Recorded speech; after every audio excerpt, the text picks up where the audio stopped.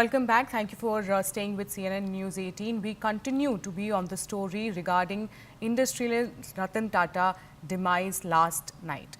Now, let me go straight across to my colleague Mayuresh, who is reporting from ground. Mayuresh, you're reporting from where the people, the public can actually pay tribute to Ratan Tata today as he bids farewell. So what are you observing on ground? Are there people already gathering outside this place? So right now I'm standing outside NCPA where his mortal remains will be kept from 10:30 a.m. onwards. That's what we have been given to understand.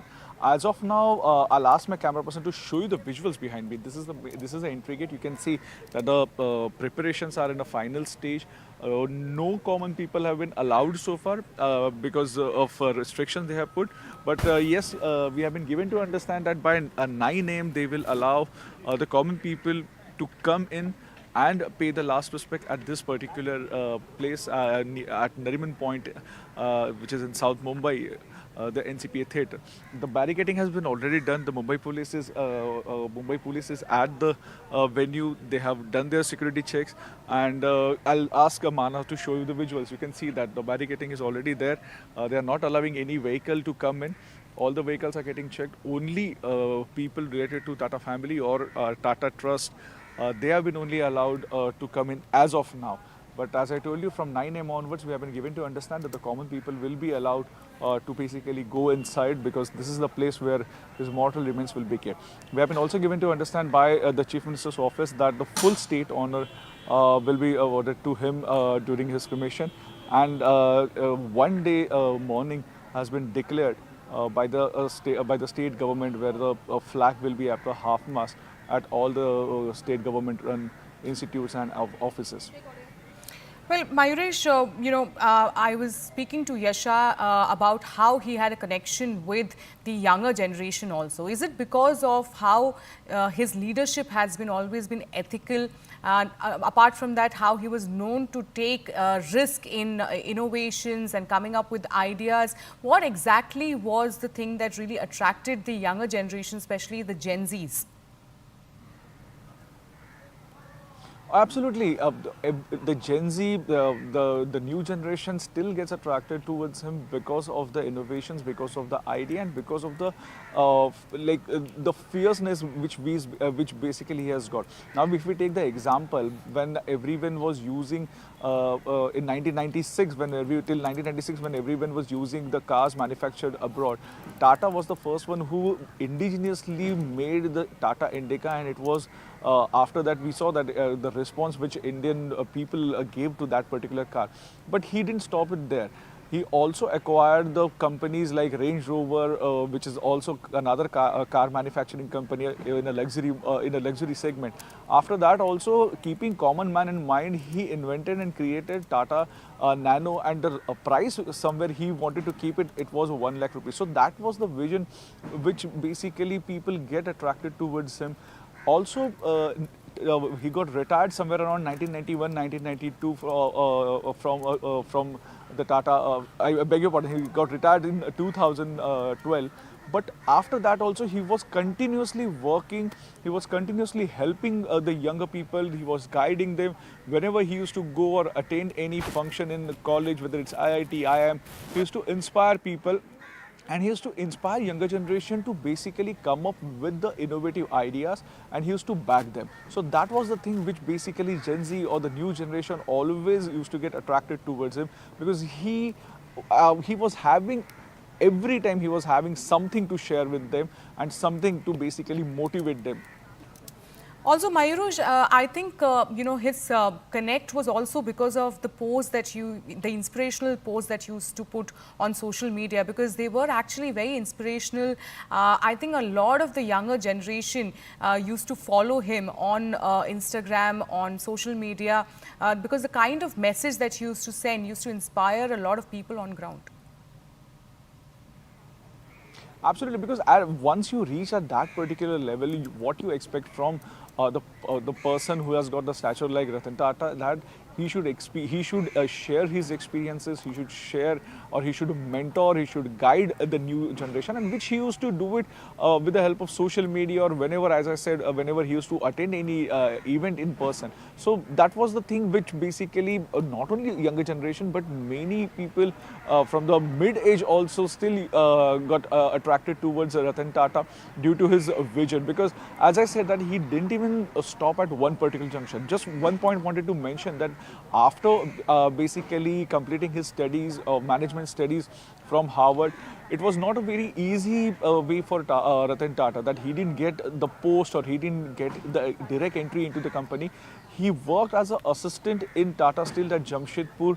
He got the knowledge, and after 30 years, so you can imagine that after 30 years, he in 1996, 1997, basically he was given the post of Tata chairman. So you can imagine that the long period which he spent in the company to know the company, and that is quite inspirational. Because usually when we see any success story, what happens that a new kid into the new kid basically come into the company who has got a good background, who is basically son or a daughter of a owner, and they directly get the responsibility. But here Ratan Tata basically started from the ground as an assistant, and then he reached to that particular level of and that is the thing which basically inspires many, including me.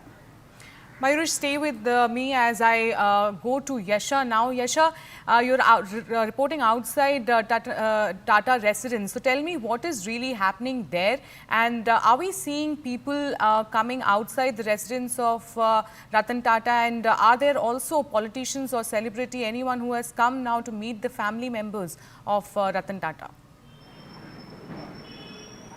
So yes, in fact, like I can show the visuals from right behind. This is the residence of Ratan Tata, where his mortal remains were bought late last night. As of now, they've been kept there for people to come and pay tributes. Of course, we see that Tata family is inside. But apart from that, we also saw Niranjan just walk out of his residence a while back.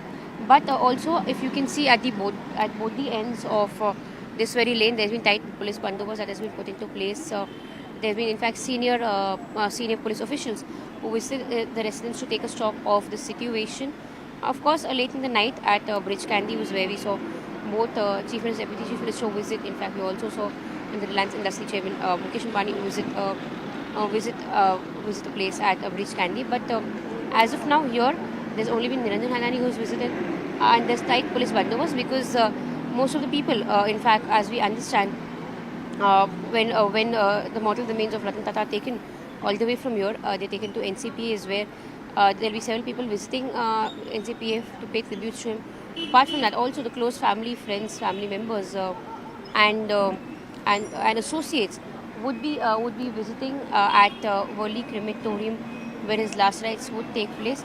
In fact, again, Worli Crematorium is a place where we saw Cyrus Mistri's last rites also take place, and considering it will be as per as the parts traditions is concerned, we'd see that Tata's last rites would also take place there similarly. So here, in fact, right now you can see visuals of how there are senior officers who are here right outside the residence of Ratan Tata, because see, almost in an hour and a half from now is where his mortal remains would be taken all the way from here, that is all the way from his residence to NCPA. So from Kulaba, where his residence is, to NCPA, the stretch is approximately anywhere between say 3 to 4 kilometers.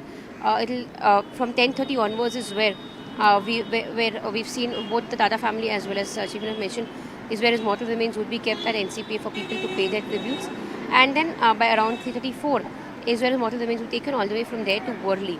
Now, of course, again from NCPA to Worli is a stretch of say anywhere between 10 to 12 kilometers.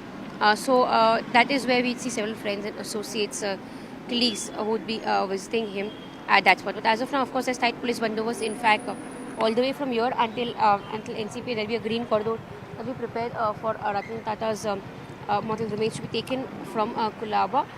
But here, of course, we've as of now not seen too many people gather, because here it is strictly for the family. In fact, yesterday as well, in a statement that was issued by the family, they mentioned how they were deeply saddened with the loss of Ratan Tata, but in that moment they requested for privacy to be maintained.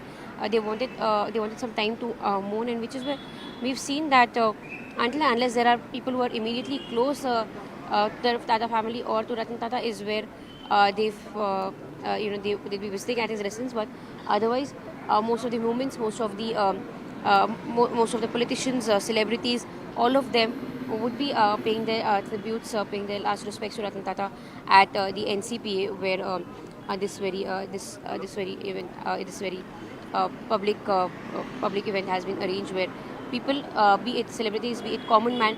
In fact, we saw several people coming out on streets yesterday, who were shocked with the death of Ratan Tata. They already visited at Bridge Candy, so which is where we'd be expecting that there'll be a lot more crowd that will gather outside NCP, and which is where these arrangements are being made by the Mumbai police, even here, and so rightly so at the NCP. And similarly, that will be arrangement that will be made at the Worli crematorium as well. Yes. Well, Yasha and Mayurush, please stay with us as we slip into a short break. More news and update on the other side.